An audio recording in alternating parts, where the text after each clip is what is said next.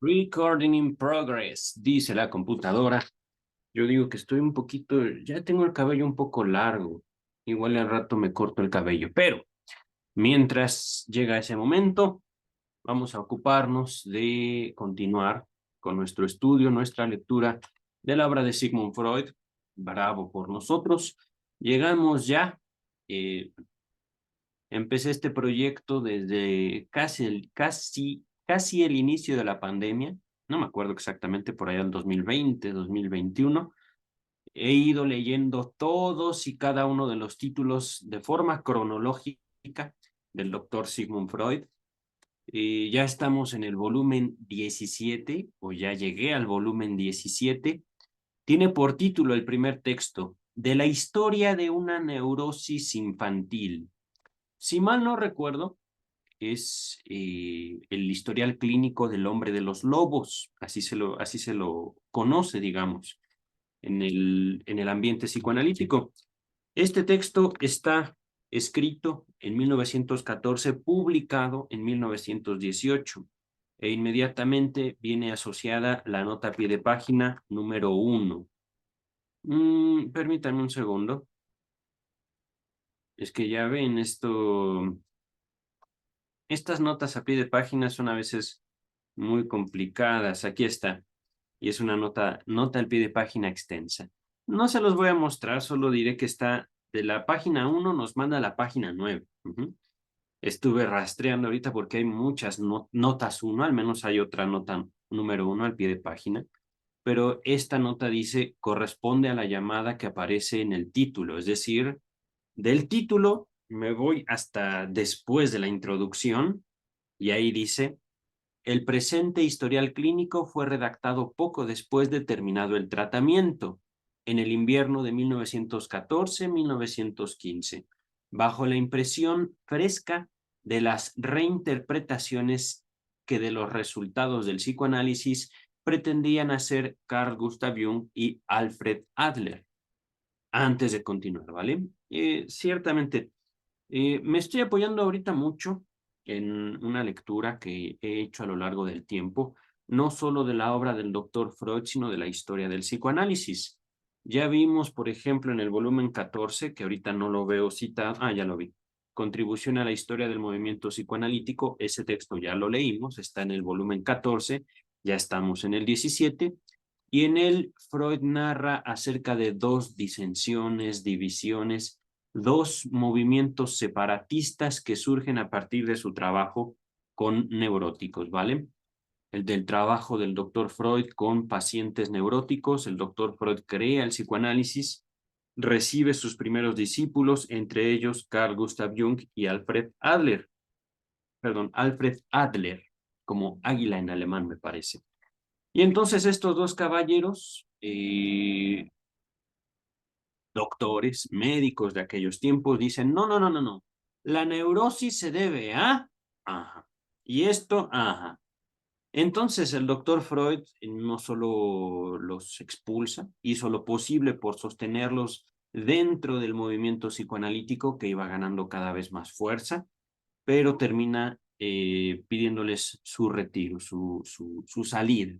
Y de hecho ellos mismos también ya estaban más bien cansados de la dinámica, del contacto con Freud, y pues ante las diferencias también prefieren fundar, digámoslo así, y entre comillas, sus propias escuelas psicoanalíticas.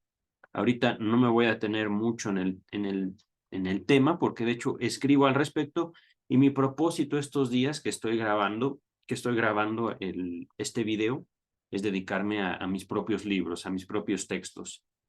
Bueno, sí, todos son sobre psicoanálisis, pero a partir del psicoanálisis abordando distintos fenómenos, y fenómenos, por supuesto, para el año 2023 que estoy grabando este video.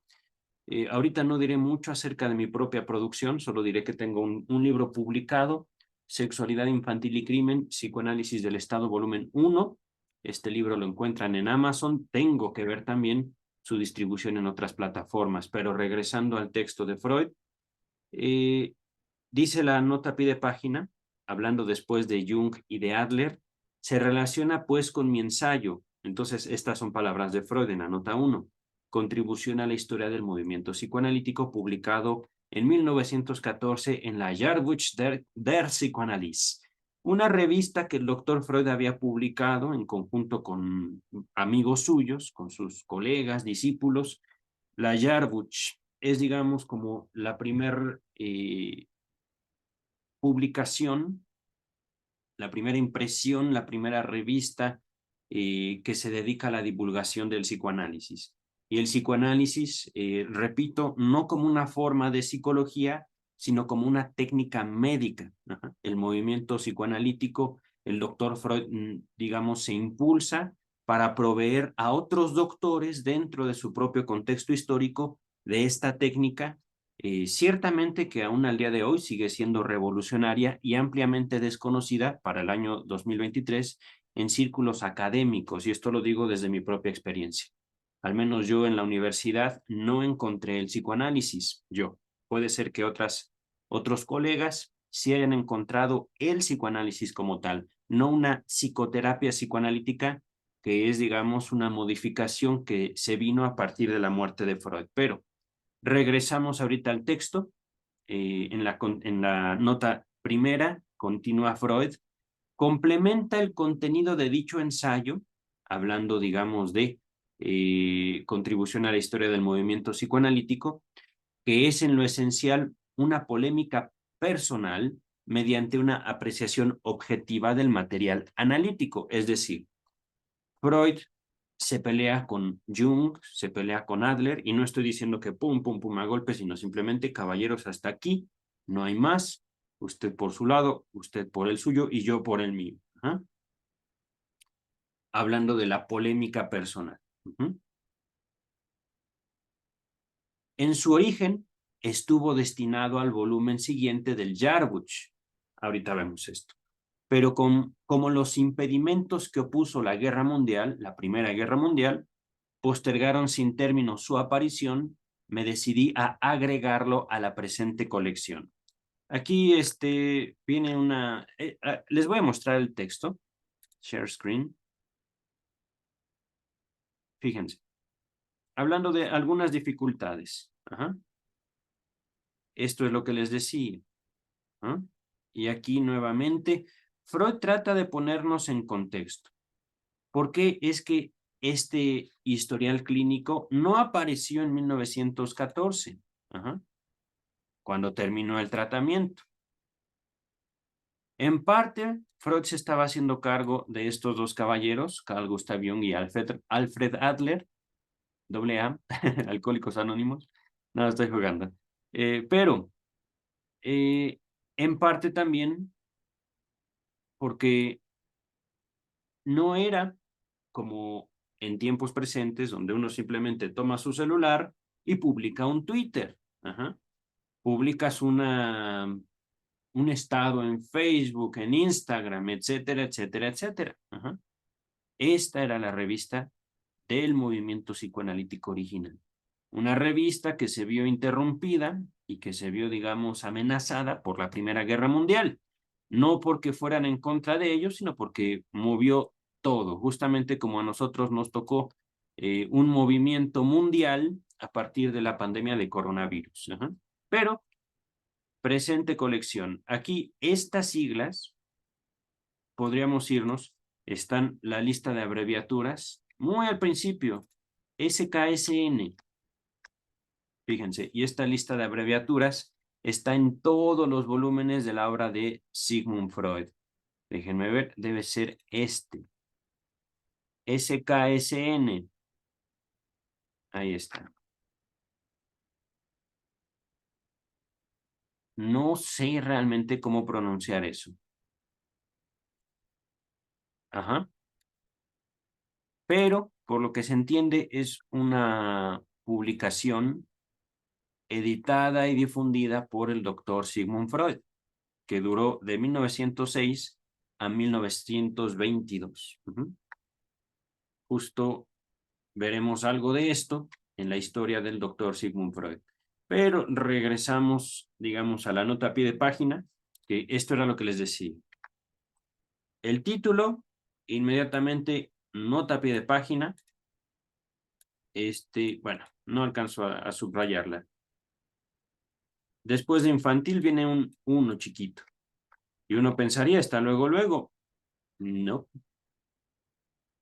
Aquí, esto, fechas. No. Eso se refiere, ese 1 se refiere a un número que aparece por aquí. Aquí está, el 1. Y que veremos más adelante. Después, avanzando, aquí está. Aquí estábamos. SKSN. Dificultades para leer a Sigmund Freud, ¿vale? De un lado para el otro, regrésate y dale contexto, dale significado. Entonces, después de mostrarles el origen de mi pena, el origen de eh, de mi dificultad, publicada por un nuevo editor, esta revista, la bla, bla, Heller en lugar de Teutic. Problemas, no solo míos, sino del doctor Freud, no solo con sus editores, sino también con sus discípulos, problemas a nivel mundial, etcétera. Y aquí podemos hacer también un breve comentario sobre el tema favorito de muchos, la salud mental. El mundo no se va a acomodar a nuestros deseos. Somos nosotros los que hacemos lujo de nuestras propias herramientas, los que hacemos valer nuestra voluntad hasta donde nos es posible, porque el mundo tiene una vida, el mundo tiene, digamos, su espacio, y somos nosotros los que estamos, por decirlo de una manera, de paso. Tenemos nosotros que adquirir herramientas. Ese es justamente uno de los propósitos, no tanto del psicoanálisis, sino de la humanidad. Y aquí me voy a ir aproximando una vez más al texto, en el sentido que podemos dar mayor contexto al psicoanálisis si lo retiramos de esta demanda de salud mental que no proviene de la psicología, ¿vale? Proviene de la psiquiatría, como una rama de la medicina. Nuevamente no voy a dar mucho más referencias porque escribo al respecto un texto sobre el ejercicio del poder. Digo, tiene que ver con la línea de investigación que inauguré, psicoanálisis del Estado. Ahorita regresamos al texto, a la nota a pie de página número 1. En las conferencias de introducción al psicoanálisis que pronuncié entre 1916 y 1917, son justamente el volumen 15 y 16, me vi llevado a tratar mucho de lo que estaba destinado a formularse por primera vez en este trabajo. El texto de la primera redacción no experimentó cambios de importancia. Los agregados se ponen de relieve por medio de corchetes. Y aquí hay una nota del traductor. Hay solo 2 de estos últimos. Aparecen en las páginas 54 y 87. No llegaremos a ellas. Ahorita solo voy a compartir con ustedes la nota introductoria por James Strachey y creo que hay una breve introducción por Sigmund Freud a este trabajo. Pues el capítulo número 1. Vamos a leer de la página 1 a la 13, que ya llevamos bastante, aunque no parezca. Dice el texto. La nota a pie de página continúa. En el resto de este trabajo, como en otros volúmenes de la edición de Amor Rorto Editores, lo tengo allá en mi... No lo tengo al alcance de mi mano, mis textos de Amor Rorto. Según se aclara en la advertencia de la edición en castellano, al término reinterpretaciones, otra palabrota alemana, que aparece en la presente nota, se le añadió en la versión inglesa de 1925 por indicación del propio Freud el calificativo de retorcida, Twisted Interpretations. No entendí mucho esto, se los quiero mostrar en pantalla. Pero no es tan necesario. Aquí está. Vamos a hacerlo más grande. Reinterpretaciones. Está hablando... Reinterpretaciones retorcidas, pienso yo, que habla mucho sobre esto. reinterpretaciones del psicoanálisis, de los resultados del psicoanálisis que pretendían hacer Carl Gustav Jung y Alfred Adler. Es decir, yo, Sigmund Freud, propongo esto, he visto esto, y a partir de esto puedo deducir esta concatenación, esta línea de pensamiento, concatenación de hechos. Y yo, de hecho, por estas hipótesis, me fue posible establecer acciones y obtener estos resultados. Jung y Adler dicen, no, bueno, es que usted obtuvo estos resultados por esto y esto y esto y esto y esto y esto y esto otro. Sin más ahorita, porque también hay mucho trabajo detrás de estas observaciones, vamos a regresar a la nota introductoria, ¿vale? Y fíjense, no hemos pasado apenas del título. El título ya trae entonces una nota histórica importante. Yo por lo general no suelo leer esto. Ahorita lo estoy mostrando en pantalla. Son las ediciones en alemán. Es decir, cuántas veces fue impreso hasta al menos antes de 1980 más o menos. Y esto en alemán, en español, en castellano. Lo que puedo destacar es que uno de los principales traductores directos del alemán al español fue Luis López Ballesteros, el otro fue Ludovico Rosenthal. Pero aquí en esta edición que yo tengo como archivo, todos son traducidos, todos se tradujeron por Luis López Ballesteros. Bien, pues voy a dejar de compartir para abordar la nota introductoria por James Strachey, ¿vale? Dice el traductor, en la edición alemana de 1924 se introdujeron algunos cambios, principalmente en materia de fechas, y se agregó una larga nota al final. Este es el más elaborado y sin duda el más importante de todos los historiales clínicos de Sigmund Freud. Su protagonista, un acaudalado joven ruso, inició su análisis con Freud en febrero de 1910. Aquí se informa sobre su primer periodo de tratamiento, que se extendió hasta julio de 1914, 4 años, cuando Freud consideró terminado el caso. Comenzó a escribir el historial en octubre de ese año y lo concluyó a comienzos de noviembre, repito, 1914. Nota a pie de página número 1, y esto ya es de la nota introductoria, dice el traductor, estas fechas de 1914 fueron extraídas por Ernest Jones, el biógrafo oficial de Sigmund Freud, quien las tomó de la correspondencia de Freud. En la nota al pie número 9, Freud dice que redactó el historial en el invierno de 1914 para 1915. Regresamos al texto. Dice, aquí está, continúa el traductor. No obstante, postergó por 4 años su publicación. Ningún cambio de importancia, nos dice, fue introducido en su forma definitiva, pero se le agregaron 2 largos pasajes. La historia del caso, luego de ese primer periodo, fue descrita por Freud en la nota que añadió al final de la edición alemana de 1924. Véanse páginas 110 y 111.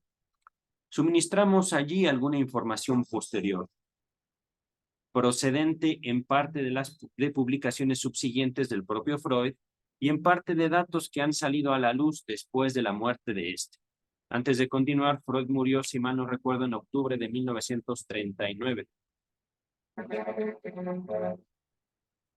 No sé si se escuche, pero está llegando el camión de la basura aquí frente a mi casa y voy a pausar para ir a tirar mi basura, que ahora sí se me ha acumulado. Ahorita regreso.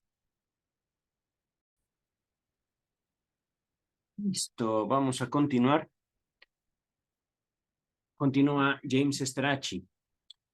Freud se refirió en varias oportunidades al caso del, entre comillas, hombre de los lobos, en obras editadas antes y después de este historial. Tal vez sea útil enumerar esas referencias.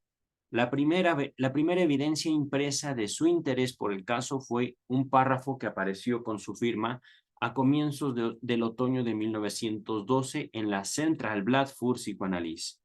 Véase página 680, que no creo que sea posible encontrar esos textos, pero bueno. Aquí viene asociado inmediatamente un asterisco, pero voy a terminar el párrafo, cuya motivación evidente de ese refuerzo, de ese destacamento, de ese énfasis que le puso Freud a este caso. La motivación evidente es el sueño de los lobos, que constituye el elemento más destacado del historial. Entre comillas, dice, palabras de Freud: a los colegas que ejercen el análisis les solicito que reúnan y analicen cuidadosamente sueños de sus pacientes, cuya interpretación autorice la inferencia de que, se destaca lo que sigue, los soñantes han sido en su primera infancia espectadores de un comercio sexual. Ahorita hablamos de esto. Basta con una mera indicación para que se comprenda el particularísimo valor que revisten estos sueños en más de un aspecto. Desde luego, solo habrán de considerarse probatorios los sueños que hayan sobrevenido durante la infancia misma y se los recuerde desde ella, es decir, desde la infancia. Aquí, sin duda, debemos destacar cómo el doctor Freud se aproxima a la sexualidad infantil, no como un evento sobre el cual él influye. El doctor Freud se aproxima a la sexualidad humana como un evento lingüístico, como una forma en la cual nosotros, a través del lenguaje, damos evidencias de ciertos eventos de los cuales nosotros fuimos testigos. Y aquí les quiero mostrar el texto, para que nosotros también vayámonos aproximando a lo que es el psicoanálisis en contraste con otras prácticas muy presentes y muy evidentes para el año 2023.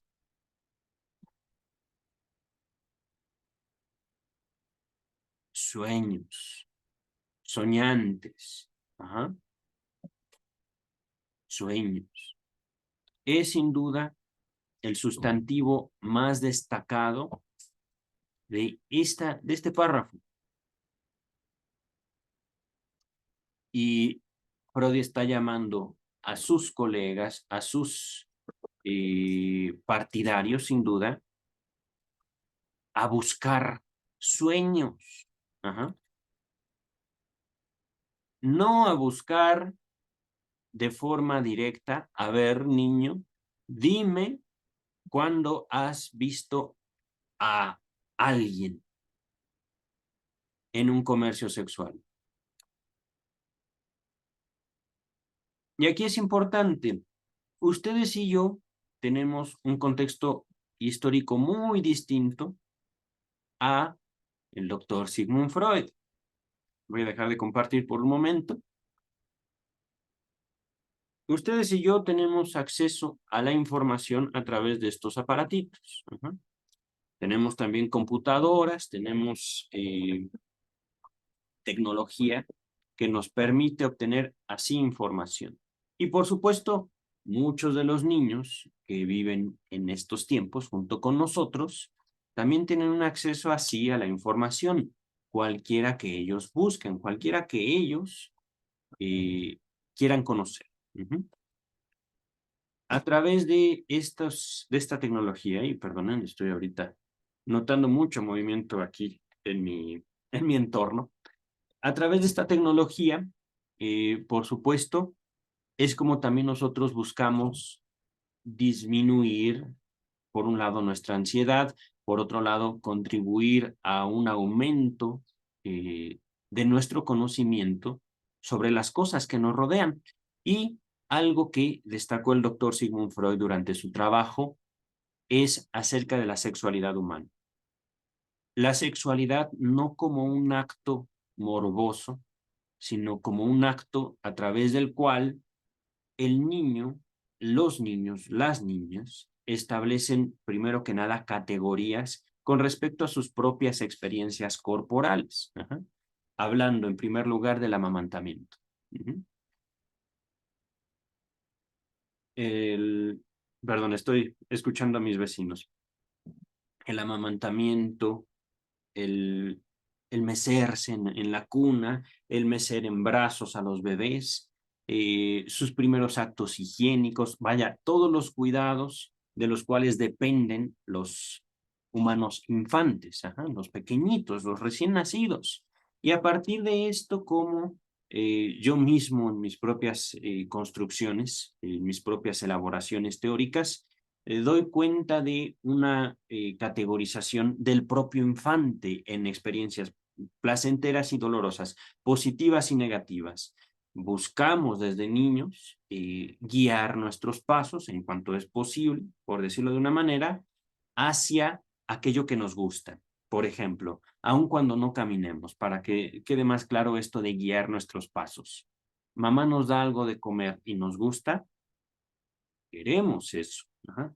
Mamá nos da algo de comer y no nos gusta, hacemos muecas, lloramos. Ajá. Es decir, desde muy pequeños y aún antes de conocer el lenguaje, podemos manifestar lo que nos gusta y lo que no nos gusta. Y a partir de estas categorías que cada uno de nosotros como seres independientes construimos con los elementos a los cuales tenemos acceso, justamente vamos construyendo lo que el psicoanálisis denominó muy acertadamente el doctor Freud, sexualidad humana. Entonces, sexualidad en psicoanálisis no quiere decir coito. Ajá. Justo este comentario lo creo atinado, lo creo necesario para aproximarnos a esto. Ajá. Los soñantes hayan sido en su primera infancia espectadores. Ajá. Es decir, por ejemplo, papá y mamá tienen un niño, este niño está recién nacido y resulta que el bebé, pues para cuidarlo con mayor certeza, tiene la cualidad de vivir o de dormir, perdón, en el mismo cuarto que los padres. Y el pequeño, la pequeña recién nacido, de repente empieza a escuchar ruidos extraños en la noche. ¿Qué es eso? Por supuesto, no hay forma de que los niños recién nacidos puedan conocer qué es lo que está ocurriendo a su alrededor. Justo como ahorita estoy de repente entre mucho ruido, no sé qué está pasando, yo pongo atención, me callo y escucho. Ajá. Y como recién nacidos, podemos escuchar ruidos, podemos ir observando y poco a poco construyendo por medio de nuestras experiencias con el medio ambiente nuestro propio criterio, nuestra propia identidad. Hemos hablado justo acerca de la construcción de un yo, hablando de la construcción de la percepción, de la identidad perceptual, digámoslo así, y con todas estas palabritas que suenan aparentemente complicadas, simplemente quiero decir construyendo un cuerpo, construyendo también un otro, construyendo una relación que tenemos en el mundo los seres humanos muy específica, en el cual, por supuesto, podemos ver distintas cosas.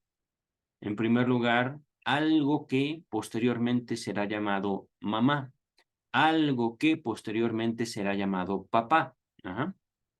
Cuando dice Freud espectador, quiere decir, yo me he logrado constituir como una persona que ve. ¿Y qué estoy viendo? Realmente no lo sé, fíjense. Yo soy pequeñito, estoy con un año en mi cuna.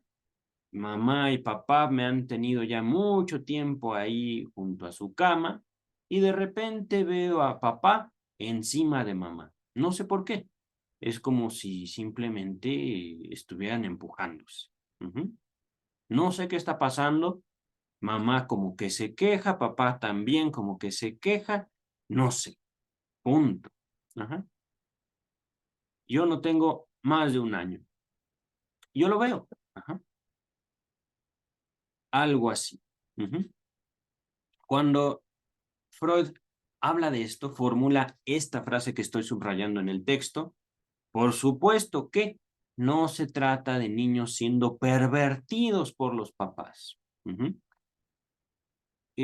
Aquí hablando de, digamos, la construcción de la infancia para tiempos presentes, quisiera hacer mención de dos hechos que ustedes podrían considerar como malos en sí mismos. En primer lugar, un niño, una niña, viendo a alguna persona dentro de su contexto social en un comercio sexual. ¿Y a qué me refiero con comercio sexual? Algún contacto genital. Ajá. Cualquier tipo de contacto genital, ya sea una penetración, ya sea sexo oral, etcétera, etcétera, etcétera. Masturbación, por ejemplo. Pero una masturbación mutua, una masturbación entre dos personas. Ajá. Y los niños lo ven. Y por supuesto, aquí es muy importante, los niños en su calidad, digamos, de seres humanos recién venidos al mundo, no tienen una categoría moral. ¿A qué me refiero con moral? Simplemente los niños viven con libertad su contacto con su propio cuerpo. Con una categoría moral me refiero a la introducción paulatina, es decir, poquito a poquito, de los niños en su contacto con los límites impuestos por eh, la formación del lazo social. Más claro, el miedo que nos da ya como adultos hacer ciertos tocamientos hacia nuestro propio cuerpo y el cuerpo ajeno en público. ¿Por qué? Porque nos pueden pasar cosas malas. Castigos, reprimendas y por supuesto ya en un sentido legal también crímenes. Crímenes que podemos cometer hacia los demás por cosas que como niños pues simplemente no supimos que transgredíamos algún límite. Esto es entonces el primer evento en el cual yo les puedo decir, un niño, por ejemplo, para el año 2023, escucha ruidos en el cuarto de al lado. ¿Qué está pasando? Voy y veo. ¡Hey! Oye, primo, ¿qué estás haciendo con la prima? Por ejemplo, ¿por qué se están metiendo las manos a los pantalones? ¿O qué le estás tocando? ¿Qué es eso? ¿Por qué? ¿Cuándo? ¿Cómo? Ah, ajá. O bien, otro evento al cual, por supuesto, y ya al respecto de la tecnología podríamos hablar, es un niño, una niña, entrando a alguna página de contenido pornográfico, contenido, digámoslo así, para adultos, pero en la cual ellos, los niños, ingresan no con un sentido, digamos, morboso, malvado, sino simplemente por curiosidad. Quieren saber qué es eso. Ajá. Aquí es, por supuesto, algo, un trabajo que también hago, no solo institucional, sino también en cuestión personal. Hago este comentario justo porque vivimos en una época con diversos peligros. El peligro en sí mismo no consiste en que los niños vean, consiste en que los niños sean, digamos, inocentemente involucrados en actividades que los pueden poner en riesgo en su contacto con adultos. Ajá. Aquí, por supuesto, es importante decir, con los niños no, con las niñas no, por todo el movimiento político que para el año 2023, a partir del movimiento transgénero, transgender, comenzó. Con los niños no, repito y sostengo, con los niños no, con las niñas no, por supuesto, no se trata de decir que porque los niños lo vieron, ahora los niños lo tienen que hacer, no, no va por ahí. Ajá. Y aquí es algo también muy importante y muy valioso que les puedo señalar a partir de mi contacto con el psicoanálisis. Voy a dejar de compartir un momento el párrafo, hablando de con los niños, con las niñas no. El psicoanálisis nos enseña justo cómo nos vamos aproximando como seres humanos sin esas barreras que posteriormente serían introducidas en la convivencia humana. Las barreras tienen un propósito y al mismo tiempo también la naturaleza infantil tiene un destino particular. ¿A qué me refiero con todo esto? Hubo un comentario que escuché de una amiga eh, que también tiene contacto con el psicoanálisis, en el cual ella expone cómo nosotros como adultos tenemos mucho que aprender de los niños. Ajá. Solo les mencionaré que mi propio estudio, no solo del psicoanálisis, sino de otras obras que también tienen relevancia cultural, muchos de los límites y muchas de las barreras que nosotros construimos alrededor de nuestro propio contacto corporal y el contacto corporal con un otro, no vienen de la religión. ¿Ah? Podemos decir la religión es la cuna de la moral y eso no es verdad. Ajá. Eh, la moral, y esto es también parte de mis estudios, un fruto de mis estudios, de mi contacto con el psicoanálisis, la moral no está fundada en la religión. Es más bien la moral como una forma, digamos, de límites que cada cultura, que cada sociedad va estableciendo y que le da justamente la forma a las relaciones que se establecen dentro de una cultura particular, es, digamos, justo a partir de la variedad cultural en el mundo, límites distintos, límites difusos, límites que yo, por ejemplo, si me insertara en una sociedad asiática como la japonesa o la china, yo podría ser o muy rígido o sumamente inmoral, ajá, en mi contacto, en mi forma de hablar. Ajá. Y menciono a los chinos, a los japoneses, justo porque tienen incluso formas particulares de hablar, ajá, formas de expresar diversas emociones, diversos pensamientos que de acuerdo a los contextos sociales, culturales, y estoy hablando específicamente de la forma de hablar, de la forma de manifestarse con el cuerpo, podrían pasar incluso por inmorales. Ajá. Ya no estoy hablando siquiera de un contacto genital, estoy hablando de la moral en el lenguaje. Y en el lenguaje, no como una manifestación únicamente de palabras, sino de gesto, ¿no? De movimiento corporal. Por ejemplo, el uso de las manos. Hace poquito estoy estableciendo contacto con manifestaciones con el cine hindú y noto cómo cuando algunos hindús hablan hacen esto, cosa que no he visto en ninguna otra cultura, un movimiento de cabeza como de lados, así, a mí me provoca gracia, pero fíjense en algo así y busquen justamente identificar no solo manifestaciones de lenguaje, verbal, sino manifestaciones apropiadas a un contexto histórico y cultural del lenguaje corporal, del lenguaje en su conjunto, ¿vale? Ahorita vamos a regresar al texto hablando de, nuevamente, la sexualidad como un, una línea, digamos, no solo de pensamiento del doctor Sigmund Freud, sino del psicoanálisis en sí, a través del cual podemos dar cuenta de nuestro contacto como seres humanos con el resto de la humanidad y por supuesto con la vida en sí misma. Ahorita no me voy a meter mucho en este comentario de la vida en sí misma, simplemente diré que es necesario para nosotros como seres humanos distinguir qué me gusta y qué no me gusta. Y esto es, por supuesto, la construcción de las categorías que dan origen a una identidad, a un yo. Pero vamos al texto, ¿vale?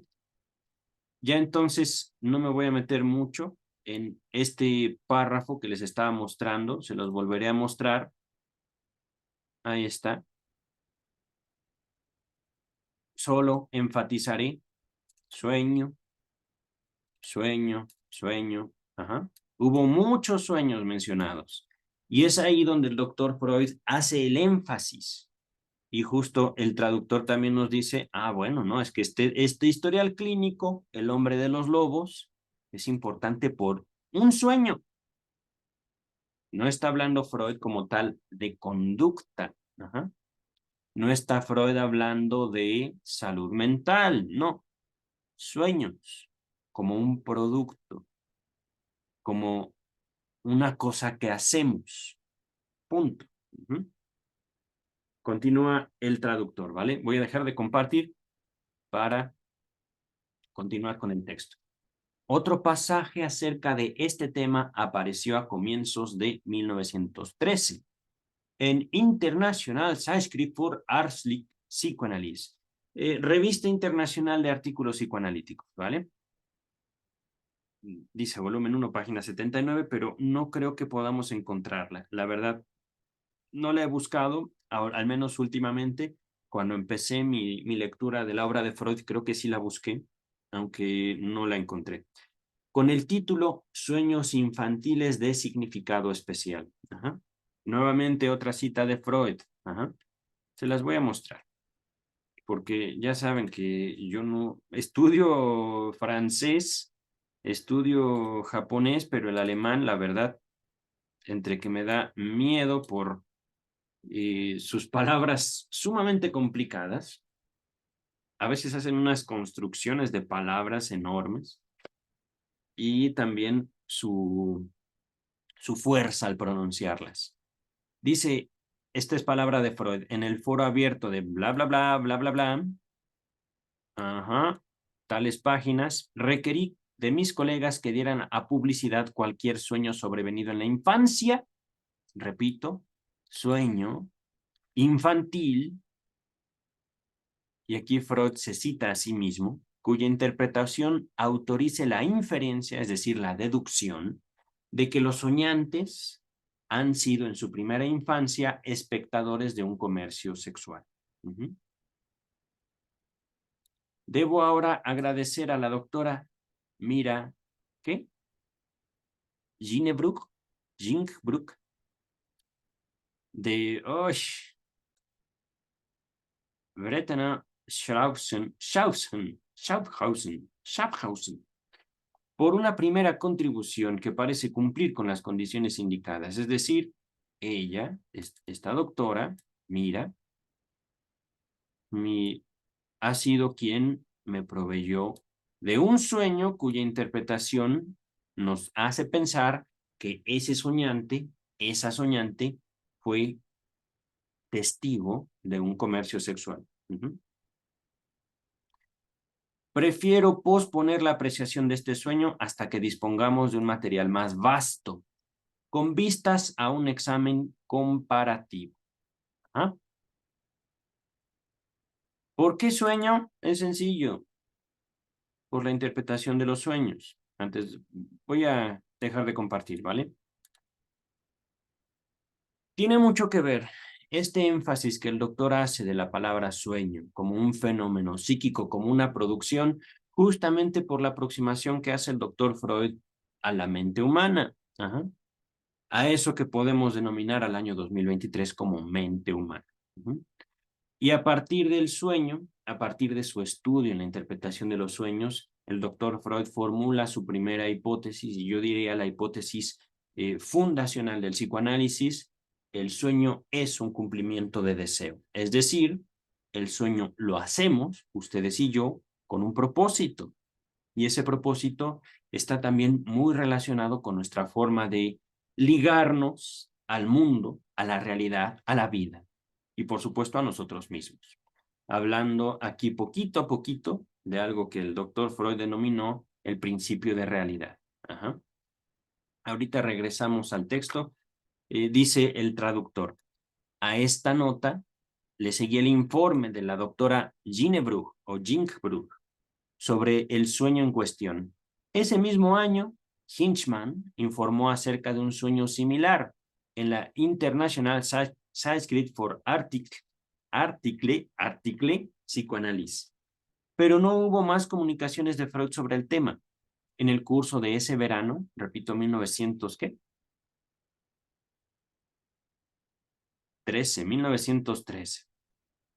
En el curso de ese verano, empero, dio a publicidad. Lo que sigue está entre comillas, son palabras de Freud.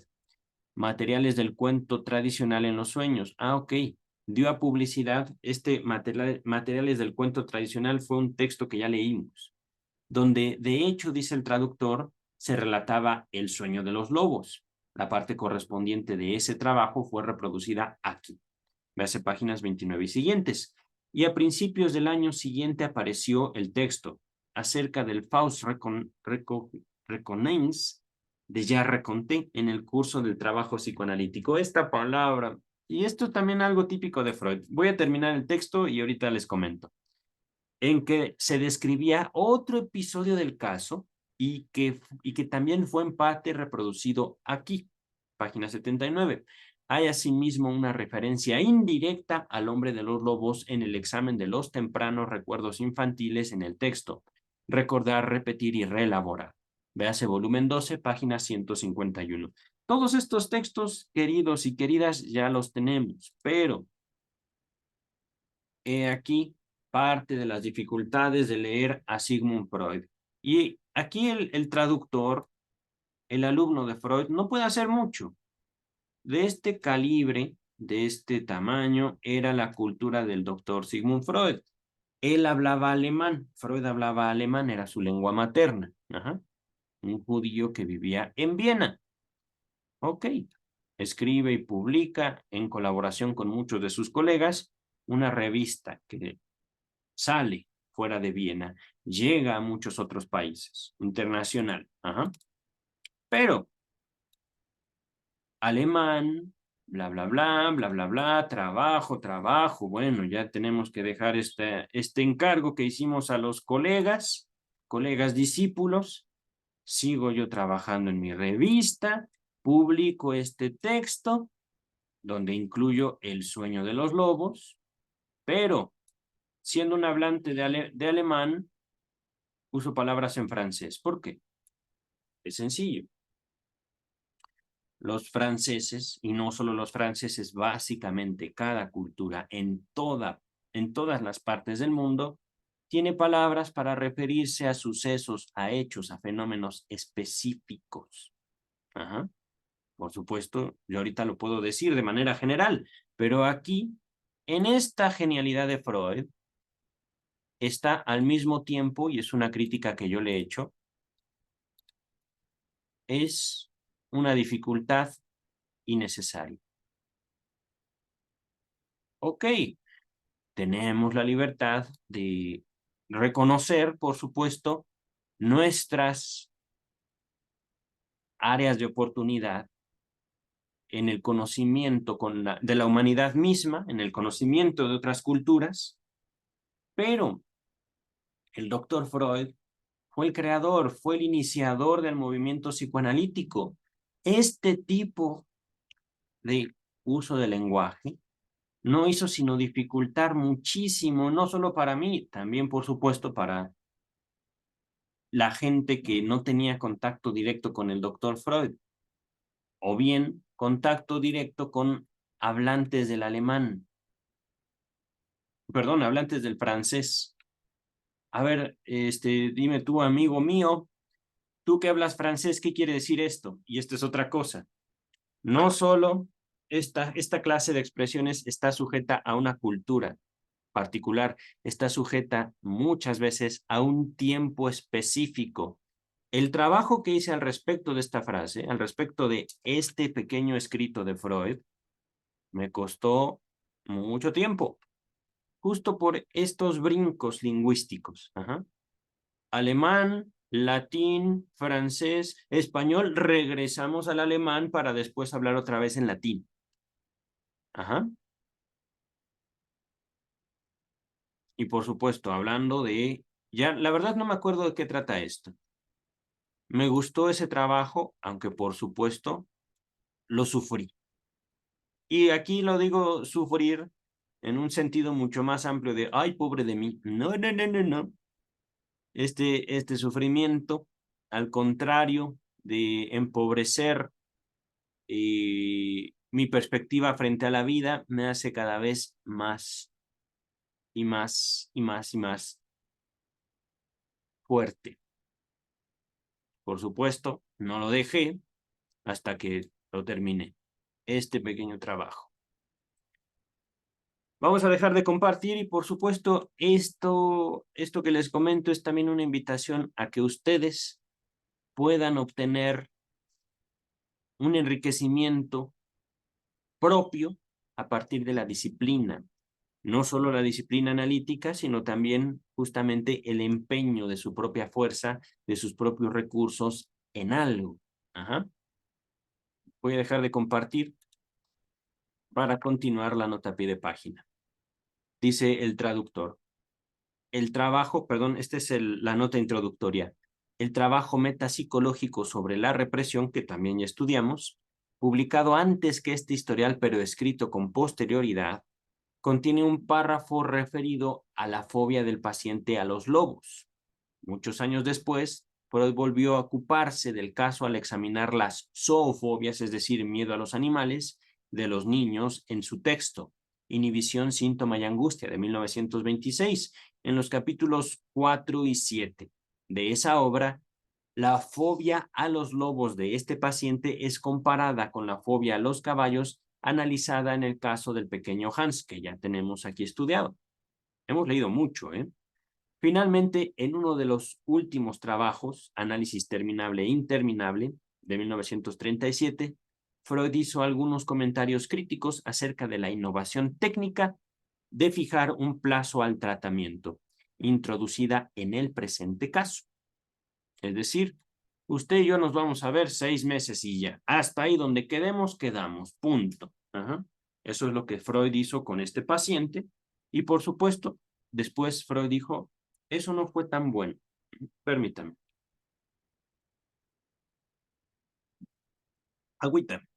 Pero eh, ya no les hablaré mucho, solo comentaré que para la muerte del doctor Freud, el psicoanálisis entra no en un declive, sino más bien en una crisis por haber perdido a su pilar. El psicoanálisis es adaptado, digamos, a una práctica muy rígida de un conjunto de técnicas eh, que pretendían mm, darle forma a la relación del analista con su analizante. Y aquí estoy usando estas palabras, no terapeutas. Ajá. Aquí distingo el analista de aquel que practica o aquella que practica el psicoanálisis, no como un acto de ejercicio de poder frente a otro ser humano. No es una cuestión de obligar a las personas a hacer, decir o pensar el psicoanálisis. Es decir, en el psicoanálisis no buscamos que una persona piense correctamente, hable correctamente o haga cosas correctas de acuerdo a nuestros valores o valores sociales, sino más bien es un acercamiento a partir del lenguaje a algo mucho, pero mucho más elemental. Ajá. No es hacer, no es decir, no es pensar. Y fíjense, ¿qué es más elemental que eso? Vamos a regresar al texto. Continúa el traductor. Para Freud, la importancia fundamental de este historial clínico en el momento de su publicación residía claramente en el apoyo que le ofrecía para sus críticas a Adler, Alfred Adler, y más aún a Jung. Contenía pruebas concluyentes para refutar cualquier rechazo de la sexualidad infantil. Hemos trabajado mucho al respecto de sexualidad infantil. Les recomiendo 3 ensayos de teoría sexual, particularmente la segunda parte que trata sobre la sexualidad infantil. Y básicamente el historial del pequeño Hans, donde es un análisis de un niño de 4 o 5 años, llevado a cabo por el propio padre del niño, no por Freud. Freud, digamos que lo supervisó. ¿Quién más? ¿Quién más? ¿Qué otros textos? Pues básicamente también todas las lecturas que he hecho en este canal he ido señalando y, pues también mi propio libro, Sexualidad Infantil y Crimen. Con Sexualidad Infantil y Crimen no trato yo en mi libro casos de abuso sexual infantil, no es eso. Aquí en el psicoanálisis, hablar de sexualidad infantil, justamente hablamos de la conformación de la humanidad. Ajá.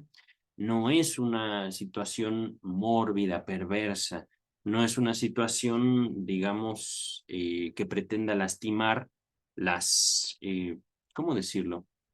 La vulnerabilidad, aprovecharnos de la vulnerabilidad de los niños, sino más bien rastrear los residuos, las implicaciones de esa vulnerabilidad aún en adultos, es decir, cómo nosotros, pese a que vamos acumulando experiencias desde niños, vamos aprendiendo a tener un contacto con nosotros y con los demás. Esas limitaciones que nosotros llamamos identidad, esa forma que nosotros nos vamos dando es una forma también imperfecta, es una forma también, ¿cómo decirlo? Permeable, siempre cambiante. Por esto lo llamo imperfecta, no en un sentido de malo, sino en un sentido de siempre en movimiento. Ajá. Regresamos ahorita al texto. Dice el traductor, pero durante el tratamiento surgieron muchas otras cosas de gran valor, algunas de las cuales ya habían sido presentadas ante el mundo en el intervalo de 4 años que me dio, es decir, que estuvo entre la redacción del historial y su publicación. Por ejemplo, el nexo entre las, entre comillas, escenas primordiales y las, entre comillas, fantasías primordiales, que condujo de forma directa al oscuro problema del posible carácter hereditario del contenido psíquico de estas últimas. Maldita sea. Vamos a ver, un segundo, estas palabritas. Aquí, recordemos, a veces no solo es el doctor Freud, estas son palabras del traductor, que era un discípulo de Sigmund Freud. Ajá.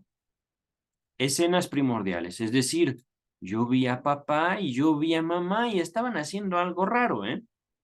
No sé por qué estaban desnudos los dos. No sé qué estaban haciendo, pero yo los vi. Ujú. Y por otro lado, fantasías primordiales. Pues mire, no es que yo haya visto, pero yo me imagino así y asá, a él y a ella. Ajá.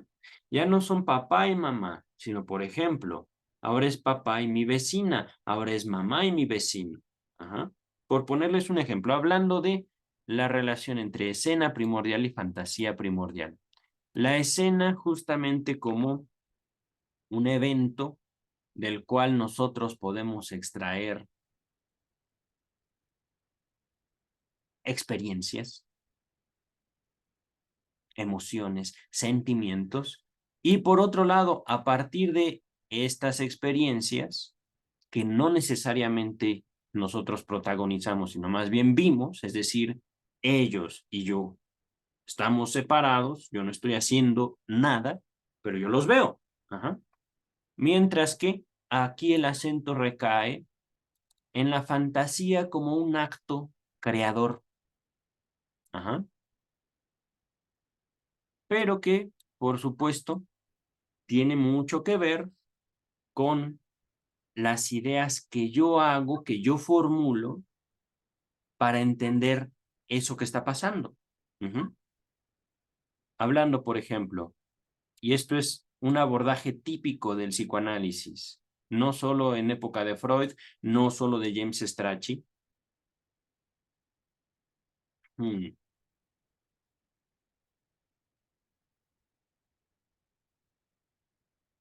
Escena primordial. Yo vi a papá y a mamá y estaban así y así y así. Y a partir de ello, yo como niño formulo la idea de que yo, como varón, puedo tener hijos. Ajá. ¿Pero cómo? Ah, bueno, yo como niño, varón, voy a tener hijos haciendo popó. Así voy a tener hijos. Ajá. Yo como niño, no sé la relación entre eso que están haciendo papá y mamá y el nacimiento de mi hermanito, pero yo puedo pensar así.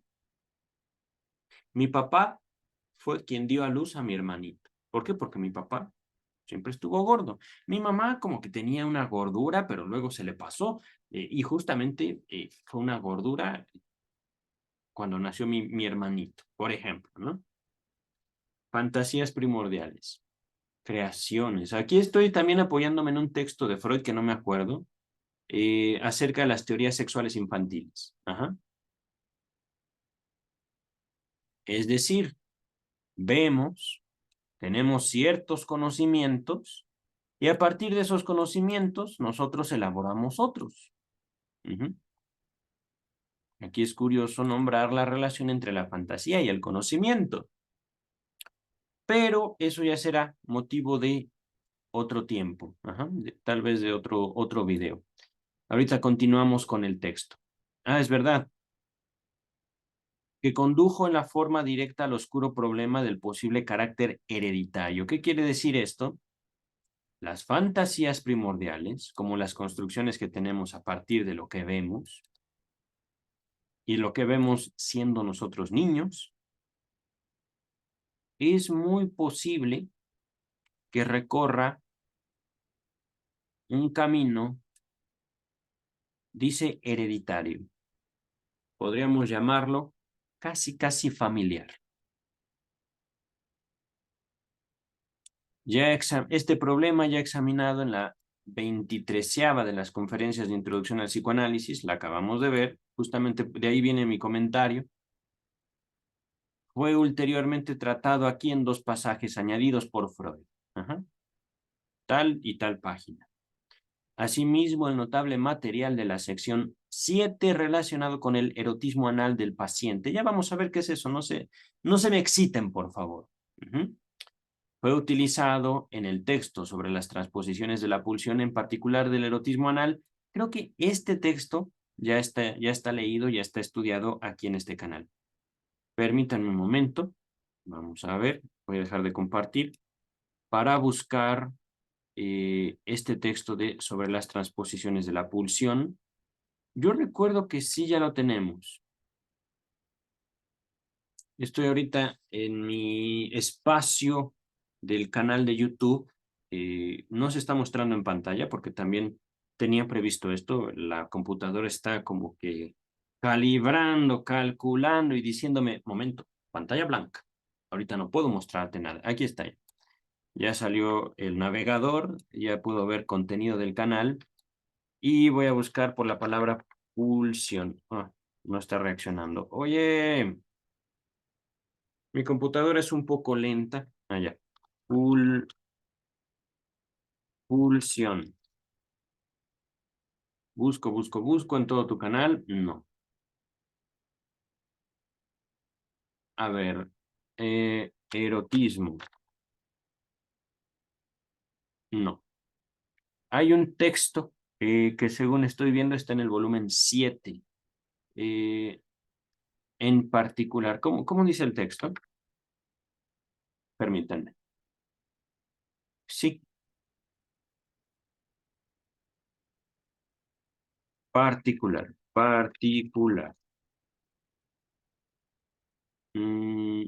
Sobre las transposiciones, no, todavía este texto de sobre las transposiciones no lo tenemos. Continuamos, dice el traductor. Más importante todavía fue la luz que arrojó el presente análisis en cuanto a la fase anterior, oral, de organización de la libido. Ahorita hablamos de libido. Examinada con cierta extensión. Véase páginas 97 y 98. Hablando de libido. Libido era una palabrita que el doctor Freud usaba para señalar lo que él atribuía era la energía que se manifestaba justo en este contacto entre nosotros y el mundo. Energía, digamos energía sexual, pero no en el sentido de energía que se manifiesta en el sexo. No. Energía sexual en el contenido, en el contexto psicoanalítico es justamente esta capacidad que tenemos todos y cada uno de los seres humanos de establecer manejos de nuestras propias herramientas, de nuestras propias capacidades, con el fin de relacionarnos justo con nuestro propio cuerpo o con el mundo. Continuamos. Más importante todavía fue la luz que arrojó, repito, el presente análisis, el análisis del hombre de los lobos, en cuanto a la fase anterior, oral. Es decir, pasamos de la fase anal, el erotismo anal, a la fase oral. Ahorita no hay mucho que decir. Es, digamos, como vamos construyendo nuestra relación con nuestro propio cuerpo a partir de los cuidados. Primero se nos amamanta, y luego se nos enseña a establecer contacto tanto con nuestro aparato urinario, nuestro aparato excretor, sino también con la orina y con las heces. Ahorita regresamos al texto. La primera referencia publicada, se destaca esa palabra de Freud, a esta fase oral, se halla en un párrafo agregado en 1915 a la tercera edición de los 3 ensayos de teoría sexual. Véase volumen 7, página 180. El prólogo de esta edición está fechado en octubre de 1914. justamente el mes en que se dedicó a redactar el historial del hombre de los lobos. Parece probable que el material canibálico, entre comillas, es decir, referente a un acto caníbal, revelado en este análisis, haya tenido un papel destacado en la preparación de algunas de las más trascendentales teorías que ocuparon a Freud por esa época. Las interrelaciones entre incorporación, identificación, la formación de un ideal del yo, el sentimiento de culpa y los estados patológicos de depresión. Es decir, todo eso ocupó a Freud en aquellos tiempos. Ajá. De estas teorías, algunas habían sido propuestas en el último ensayo de Tótem y Tabú, 1912-1913, escrito a mediados de 1913, y en el texto Introducción del Narcisismo. Todo esto ya lo tenemos, ¿vale? Concluido a principios de 1914. Y otras aparecerían en el texto Duelo y Melancolía de 1917. Si bien este último no se publicó hasta 1917, ya se le había dado su forma definitiva a comienzos de mayo de 1915, y muchas de las opiniones en él vertidas fueron expuestas por Freud en la Sociedad Psicoanalítica de Viena el 30 de diciembre de 1914, apenas unas semanas después de terminar la redacción de este historial. Véase Jones, 1955, la biografía oficial de Freud. Continúa el traductor. De los hallazgos clínicos, quizás el principal fue la revelación del papel determinante que tuvieron en la neurosis del paciente sus mociones femeninas primarias. Repito, era un nombre ruso. Ajá. Quizás el papel principal fue la revelación del papel determinante que tuvieron en la neurosis del paciente sus mociones femeninas primarias. Primarias en el texto está destacado y se los quiero mostrar. Aquí nos acercamos a un Freud ya entrado en años, pero no con eso menos acertado. Ajá.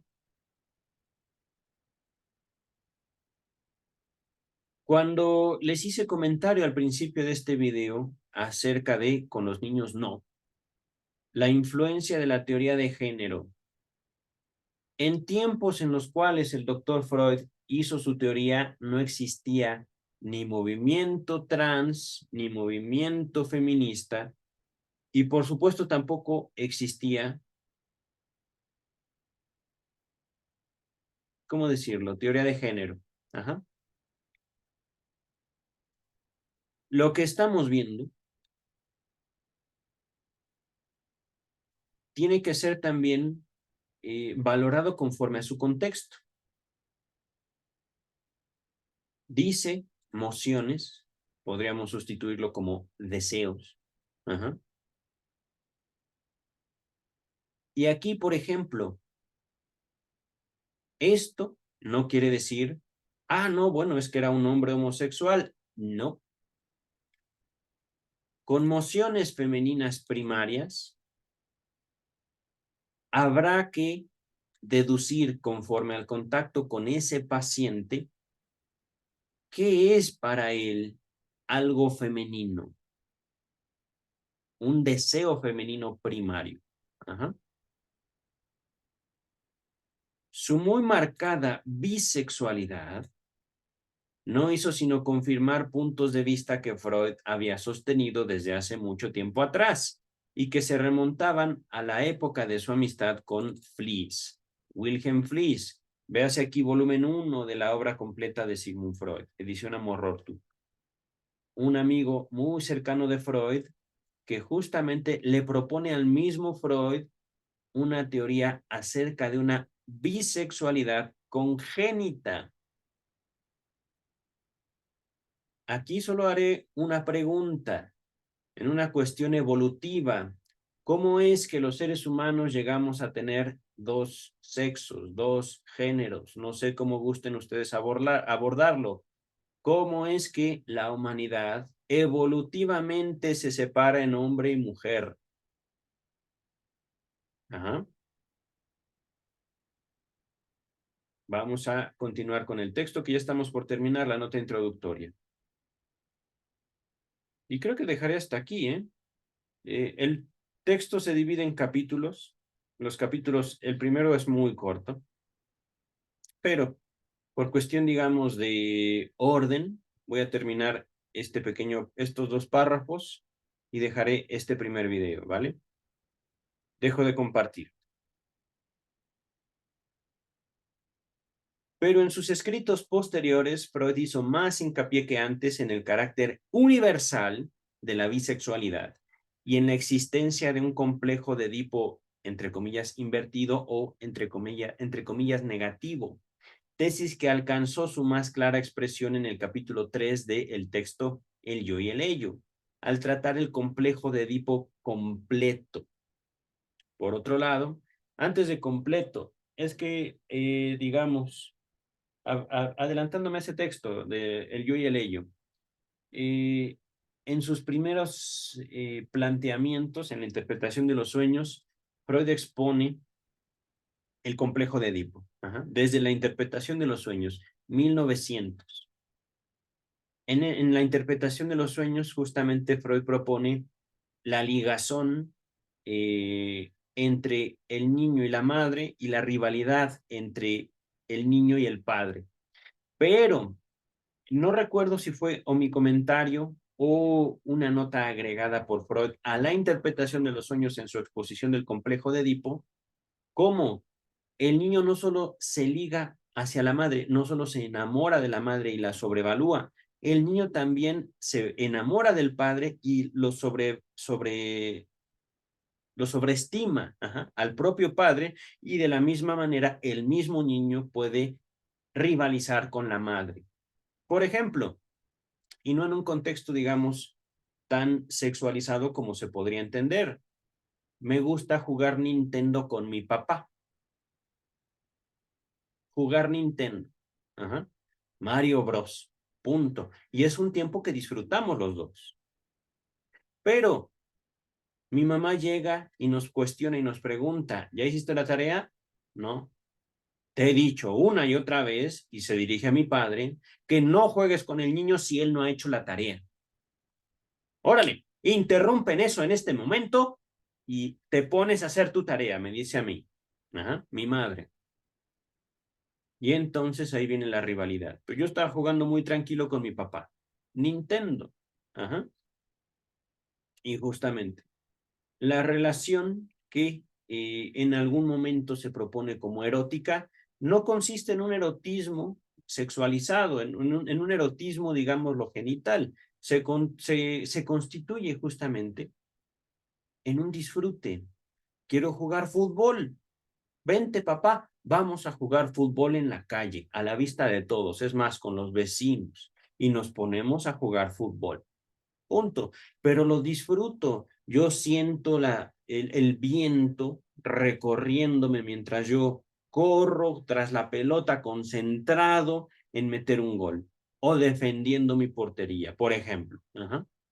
Mi papá por allá jugando en su posición, mis vecinos acá, bla, bla, bla, bla, bla. O bien, yo disfruto ver una película con mi mamá. Me gusta escuchar cómo ríe. Ni siquiera la estoy tocando. Ella está allá.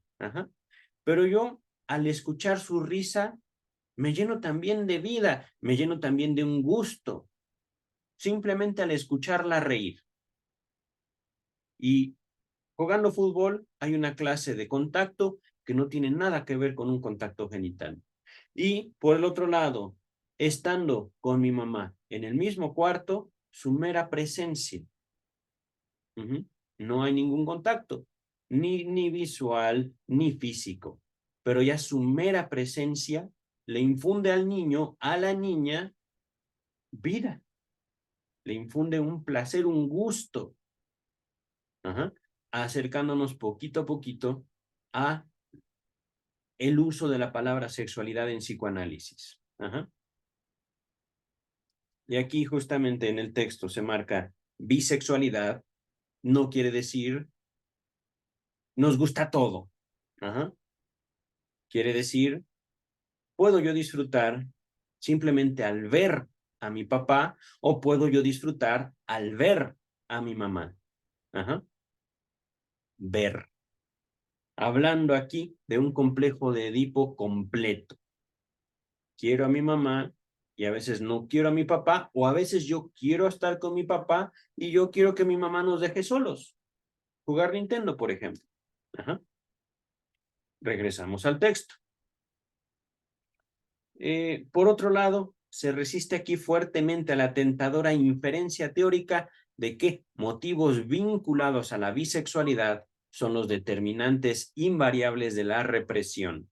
Vamos a ver qué es eso, dice en la página 100-101.